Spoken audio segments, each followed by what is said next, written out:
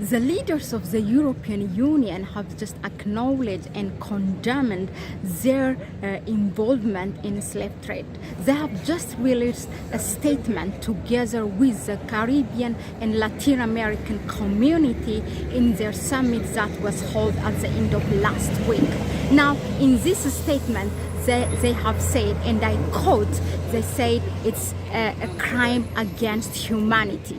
The two things that were planned to do in this statement, one is that for the return of the slave descendants to their ancestral homes. Number two, what they call investment in indigenous development programs. Now, this indigenous development program consists of investment in public health, culture, and then literacy program. Just to give you a background, this campaign for the European Union to recognize and reconcile was run at the forefront by the Caribbean community and then the Rastafari community, and globally by the Pan-African community. They have requested, especially the CARICOM, back in 2014 for the European Union to do two things. One, it is to apologize formally. Number two, it is the reparation program, which has in its package the reparation of financial, which is a cancellation of debts, and then reparation of socio-cultural and psychologically.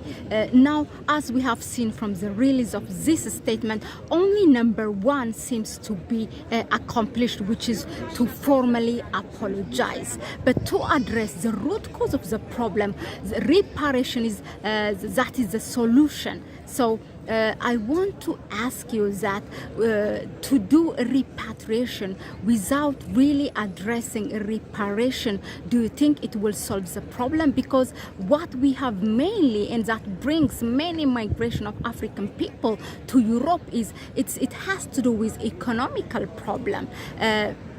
The other thing is that from what we have seen, it's only one European country so far that, unilaterally, that has come and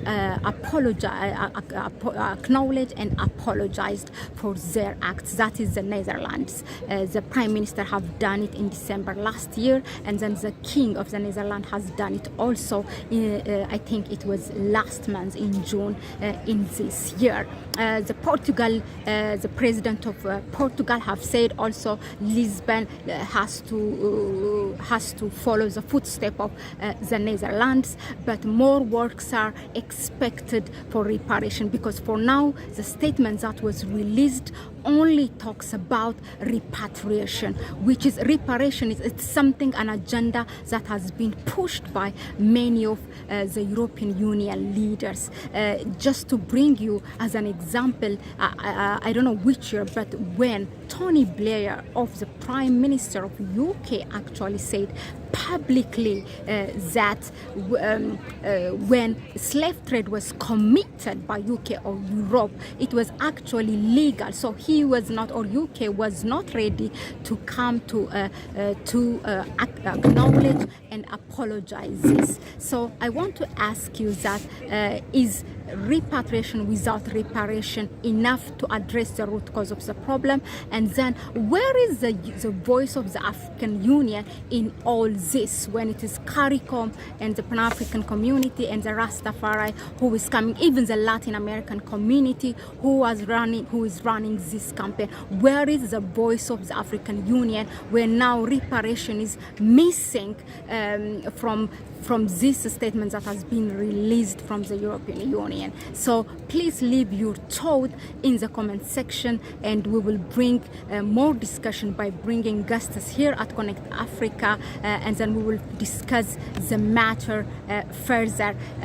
So that is it for now. Thank you very much. If you, as you can see, I am doing this while I am on a trip, so if there is any background voice or noise, I apologize, and then until next time, bye bye.